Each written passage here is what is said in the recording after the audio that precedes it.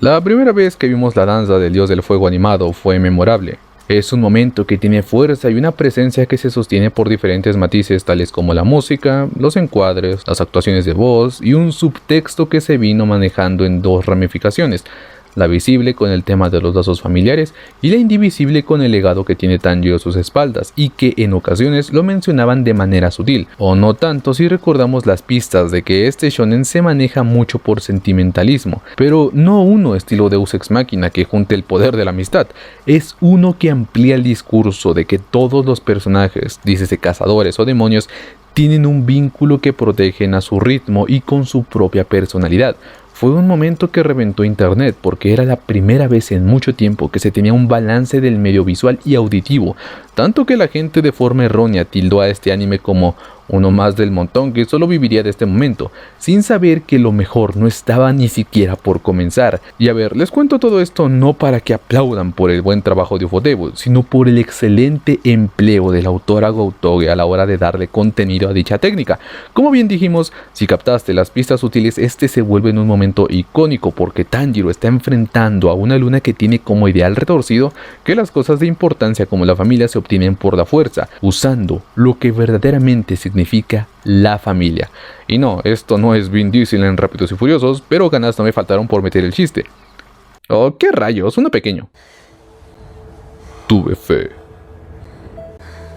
Se trata de un momento icónico, de las primeras grandes veces en las que un miembro del team protagónico hará valer todo su sufrimiento con un valor incalculado por gente externa.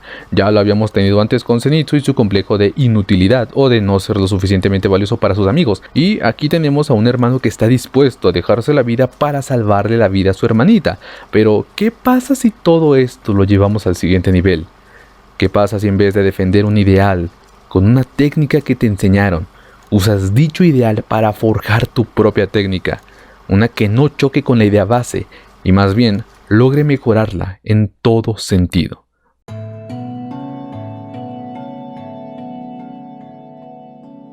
Antes de siquiera adentrarnos en la mentalidad del chico, hay que comprender quién es él.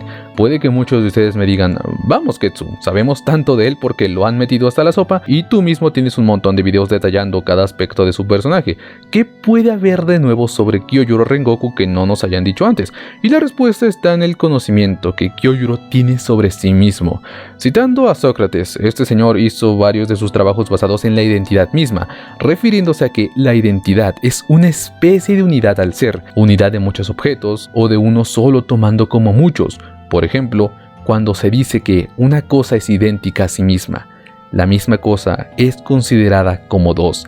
La cosa con Kyojuro radica en que él desde niño, desde muy pequeño diría yo, perdió todo rastro de su identidad. Él antes de la muerte de su madre había crecido en un entorno amigable y sin tantos problemas de por medio. Veía a su padre como un símbolo de grandeza al cual tenía que aspirar a ser algún día. Y no solo eso, sino que su madre contribuyó para bien o para mal en aquella formación porque no dejaba de decirle que el don de la fuerza con el que nació tenía que ser enfocado solo en la protección de las personas. Y aquí es donde comienza lo terrible, porque luego de que su madre pereciera, Kyojuro intentó por todos los medios intentar ser alguien que no era. Él no quería ser el chico chispeante que irradiaba presencia con solo entrar en la habitación.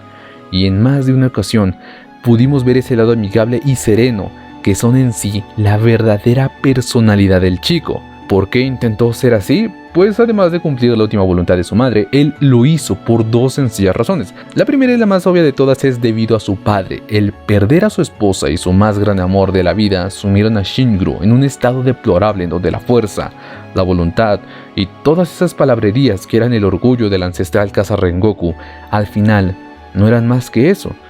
Puras palabras vacías, porque al final, ¿uno para qué lucha en verdad?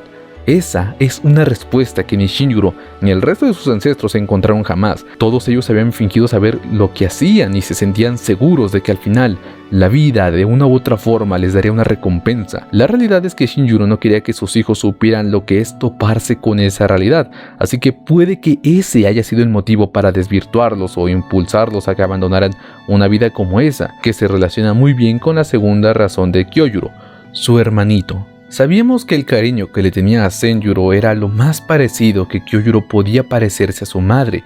Sin embargo, aquí está lo maravilloso de su personaje, porque si bien intenta emular el cariño y la sabiduría que tenía Ruka con él, Kyojuro en ningún momento le intenta inculcar el enorme peso dogmático que rige a la familia Rengoku. Senjuro ya sabía de toda la tradición que nunca se había quebrado en cientos de años, sabía que él debía ser el sucesor natural de su hermano, pero este jamás se lo recriminó, y eso lo podemos ver en esta escena tan preciosa en donde le afirma que fallar y tomar otro camino no significa ser un cobarde, y el modo en el que se lo dice deja en claro que es un momento emblemático porque se nos derrite el corazón. Kyojuro aquí hizo lo que ningún otro miembro de su familia hizo antes: romper con el enfermizo dogma que él ya conoce en carne propia. Si hay alguien que sabe lo que es escupir sangre y romperse los huesos en incontables ocasiones por intentar ser alguien que en principio no eligió, solo para satisfacer a una persona, ese es él. Lo lógico es que no quiera que Senjuro tenga dichas preocupaciones, y ese sentimiento de no poder llenar la capa de su familia también lo conoce de sobra.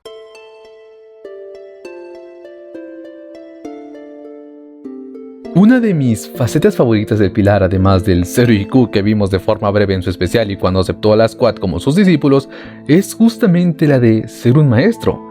Más que nada porque este semblante de líder le queda al natural. No tarda ni un minuto en saber qué ocurre en una situación de riesgo y cómo es que debe actuar para evitar el mayor número de daño posible. Es decir, que en él no vemos ni una pizca de dudas, y eso es algo que el resto de novatos no tiene aún. Y como prueba fehaciente tenemos a Mitsuri, esta chica que en sus primeros años como cazadora era la típica torpe que en realidad escondía sus sentimientos por complejo y actuaba de forma impulsiva. Ahora es una líder, alguien que toma las riendas del peligro sin temor y cero dudas. Esto tristemente nos dice que tanto ella como su maestro tuvieron que tener experiencias que les forjaron esos atributos de líder. Lo vimos con Kyojuro al presenciar en más de una ocasión la pérdida de sus compañeros, y lo vimos tener que improvisar sus pasos siguientes para de esta manera seguir con vida. ¿Y por qué intentar llegar a estos extremos? Porque Kyojuro no tenía una noción clara sobre su padre. Creo firmemente en que Mitsuri fue una pieza clave para que Kyojuro no se dejase vencer por la vida, porque ahora tenía que instruir a una persona que, al igual que él, se hallaba perdida en más de un sentido, y esto es simplemente hermoso. Por donde se mire, es la bella historia de una amistad que se ayudó de forma bilateral a seguir adelante y superar obstáculos similares. Mitsuri, en este caso, había fingido ser una persona diferente de forma tangible, escondía sus peculiaridades porque eso le daba miedo, tenía pavor de decepcionar a las personas que le rodeaban porque creció en un contexto social dictaminado para las chicas de su edad. ¿Qué hace Kyojuro?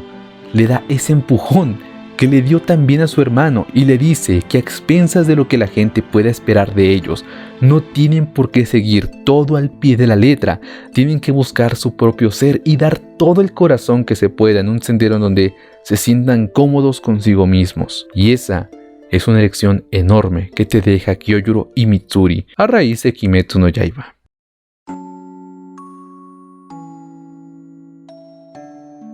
Algo que me fascina de la expansión canon que tiene la historia con Rengoku, sobre todo porque nos deja ver la verdadera inmensidad del vacío que dejó su pérdida a todos, no solo a Tanjiro.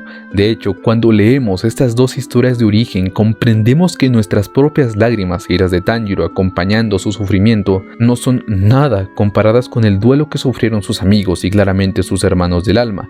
Tanto Mitsuri como Senjuro tienen que agradecerle una vida porque Rengoku les sirvió de un ejemplo feroz ante las adversidades, y la máxima prueba de ello está en su técnica personal y la que se supone es el tema del video, pero era necesario que les contara todo este bloque de texto para que la misma tuviera volumen, porque ahora quiero que nos posicionemos en un joven novato cazador que lleva la mayor parte de su vida rogando por la aceptación de su padre, una que se fue en el momento que su madre ya no estuvo para él, y eso es un acto egoísta porque Shinjuro actúa de tal forma en la que si la vida le sabe amargura, tiene que ser así para todos. Por ello es que se negó rotundamente a seguir animando a su hijo, tan solo se rindió con él, y aquí el meollo de todo, porque ahora nos ponemos en los zapatos de Kyojuro, que siente una impotencia enorme porque no puede explotar todo su potencial debido a su conocimiento limitado de la respiración. Muy a pesar de que solo leía y releía todo lo que ya tenía dominado, era un entrenamiento incompleto porque le faltaban técnicas por aprender. A ciencia cierta desconocemos cuántas posturas de la respiración de la llama hay, pero sí es seguro decir que son más de 5, porque Shinjuro nos cuenta que había más volúmenes. Es decir, que este chico pasó de la impotencia a la motivación, tomando esto como un desafío en el que lograría ser un pilar con el poco conocimiento que tenía. Y lo hizo. Este segundo Gaiden siempre ha sido el material extra de Kimetsu que más he disfrutado, porque nos culmina la historia de aquel niño que debía cumplirle una promesa a su madre con su ascensión a pilar, y qué mejor forma de hacerlo que relevando a su padre. Shinjuro seguía siendo un pilar activo, pero ahora ya no tenía la misma llama en su interior que lo motivaba a pelear.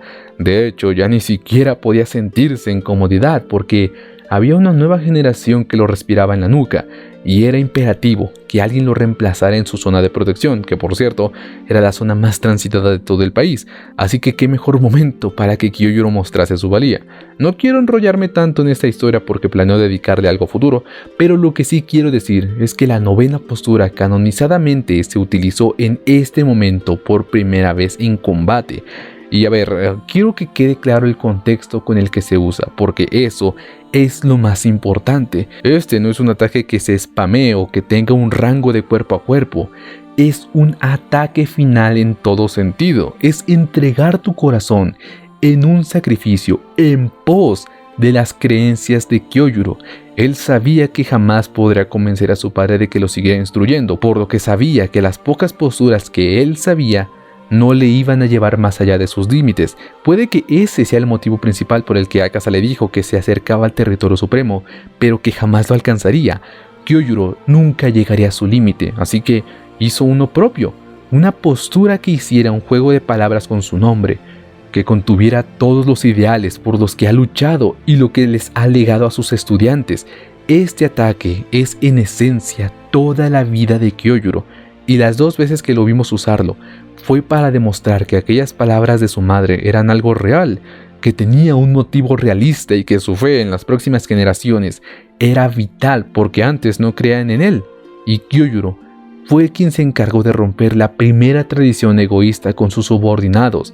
Ese es su purgatorio.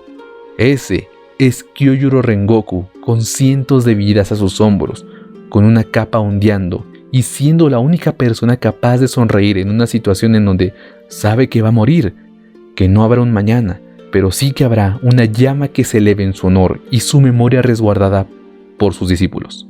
Les agradezco enormemente por haber visto todo este video tan largo, se podría decir. Bueno, la verdad es que creo que no fue tan largo, pero ya lo veré en la edición. Les agradecería muchísimo si apoyan este video comentándolo, dándole pulgar arriba y compartiéndolo con gente que crean ustedes que les pueda interesar. Espero que pasen un excelente día y yo, como digo, comenten mis videos, suscríbanse y lo principal, disfrútenlos. Nos vemos.